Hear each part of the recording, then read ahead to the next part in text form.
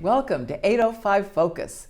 I'm Dr. Cinder Sinclair with Nonprofit Connect, and we will be bringing you the latest on your favorite nonprofits. So get ready to be inspired. Our special guest today is Adam McKaig, and Adam is co-founder and president of Adam's Angels. Welcome, Adam. It's a pleasure to be here, Cinder. Thank you for inviting me. Gosh, what a story you have. I love your story and I want to hear more. And I know that our audience, our listeners will be thrilled as I am. So let's see. So you're co-founder. Yes. With Melissa. Correct. You and Melissa started this during the pandemic, is that right? That's true. So yeah, well, how about if you take us at the beginning, your thinking when you were founding it, putting it together. Okay. That would be great. It was interesting, and we didn't plan on having it evolve to where it is now, but we're delighted that we're along for this ride. Melissa and I are not only Santa Barbara natives, we are realtors here. I've been a realtor for over 25 years here, and Melissa not too far behind me, but our job as realtors are to serve. Mm-hmm. We serve our clients, we serve our public, and during the pandemic, our job as realtors were shut down. You can remember that during the pandemic, we had to stay inside. We weren't allowed to go out unless we had a specific reason. Shopping was very, very difficult. The toilet paper, as you remember, was gone. Oh gosh, everybody was stocking up. Yeah, and food, the shelves were bare. Immediately, when we were told that we can't do our job, I posted on Facebook that I'd be happy to help shop for those in need, those at risk, the elderly, the shut-ins, because it was so hard. I could pick up medication as well, and it would give us something to do and a way for us to give back and serve. But the response was huge, not only on people needing our service, but people that wanted to serve as well. So it just blossomed. I recall getting some orders for food and medicine, and we'd start out at Costco and Goleta, and then work our way all the way to Oxnard and all the stores in between. And late an evening after buying groceries, we may have filled several orders, and some again, because of the shelves being bare, we weren't able to fill them all. But so that was our days, and it evolved because along the way we saw some homeless people in the park, and I stopped to see if there's anything that they need, and they didn't know anything about the pandemic. All the services that the city provided, all the services that churches provided, stopped. Everybody was kind of in a fend for yourself mode, and leaving certain parts of our community vulnerable. So we immediately gathered people together. We got hygiene kits. We made letters showing how to stay safe in this pandemic, and we put together sanitizer, soap, and along with food and clothing, and it grew from there. It started with just that one Facebook message, and now we've served thousands and thousands of people. Wow. So here in our community during the pandemic, everyone was closed in, not really knowing what to do, but withdrawing into themselves and their tiny little world. And you, on the other hand, said, I'm going to expand my world because I see people need some kind of help. What can I do? And you just rushed in and took care of it. Yeah. Well, along with hundreds of other wonderful volunteers, we did just that. And again, it was a scary time. We didn't know what this COVID was all about, and we were frightened, but we were more concerned about those vulnerable that they needed help, and we thought that this would last maybe a couple of weeks, and we'd be back to our normal lives. Yet that didn't happen, did it? Oh no, it did not happen. Yeah. Wow, that is so commendable for you to look around in your community that you know so well. As a realtor, you're used to looking around and seeing what people need and responding to that. But now everything is different, everything has shifted, and you're still doing what comes naturally to you, looking around to see what the needs are, and then you respond to that in such a beautiful way and draw a bunch of other people together with you. Yes, it's nice to inspire others to just help your neighbor. We are neighbors helping neighbors. It's just very, very simple. Just helping those in need. Bottom line. But it takes somebody to get it going, spearhead that, and that's just what you did. Yeah. I'm glad to be a part of it. It's a lot of fun. Gosh. Monday nights we put together non-perishable bags of food, which we then distribute throughout the week to various locations along with our partners, Doctors Without Walls. Okay. And they're a great organization. They help out those with problems that don't necessarily have the financial ability to get medical attention. They're being treated out where they live, and Care for Paws, again, helping those our little four-legged furry friends that need help, and Showers of Blessing, which is just wonderful. Yeah. That's such a great organization. Yeah. Oh, they all are, and together we're trying to make a difference and help those in need. You are making a big difference. Yeah. So the work is ongoing. Yes, and it's evolving because there are different needs. We help clothe people, and it's not all just homeless. There are elderly on fixed incomes that are so proud that they don't want to admit that they're hungry. They don't have the monies to get all the food, so we're able to help in that regard as well.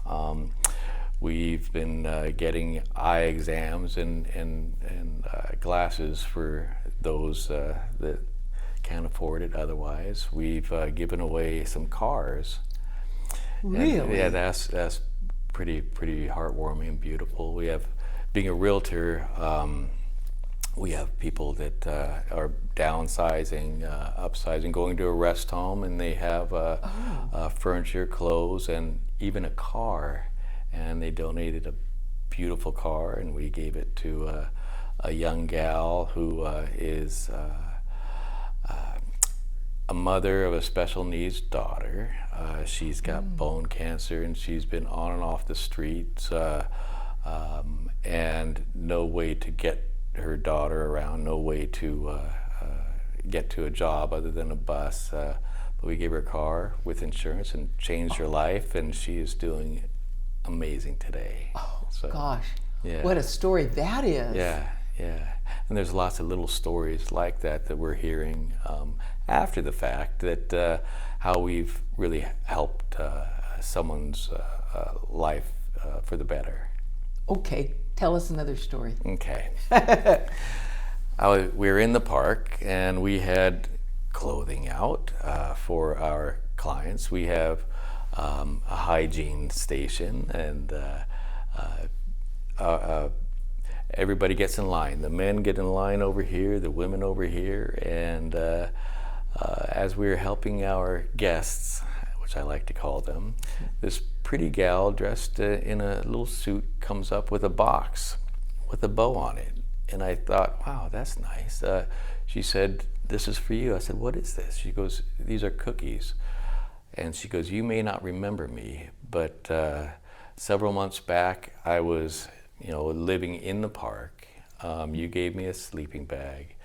you gave me food, you gave me clothing to get a job, and you also gave me some money.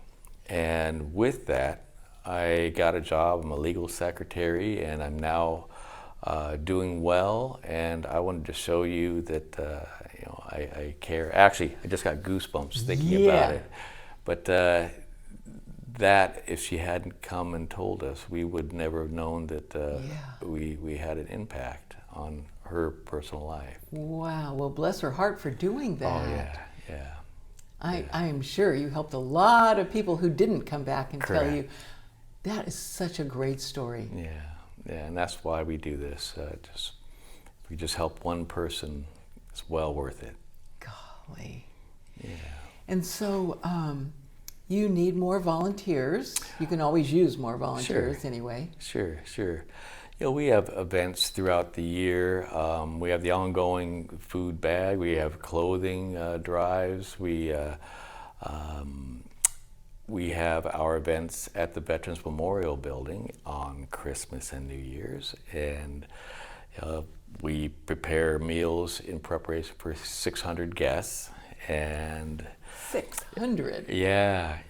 We had, 400 pounds of turkey last Thanksgiving, and we have Deckers donated lots of beautiful shoes, jackets, sweats. We have a little store that we set up and give out those gifts of clothing and other things that they could use.